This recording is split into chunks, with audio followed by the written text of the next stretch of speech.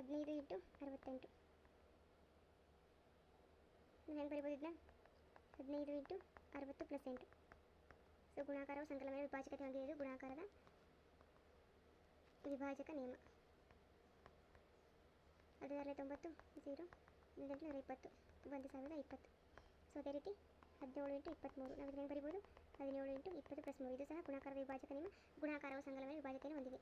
17 34 13 51 391 ಏನು 69 into 78 plus 22 into 69. ನಾವು separate ಮಾಡೋಣ. ಇದನ್ನು 69ನ ನಾವು ಹೊರಗಡೆ ತಗೊಂಡ್ರೆ 69 78 ಪ್ಲಸ್ 72. ಇದು ಭಾಜಕ ನಿಯಮನೇ.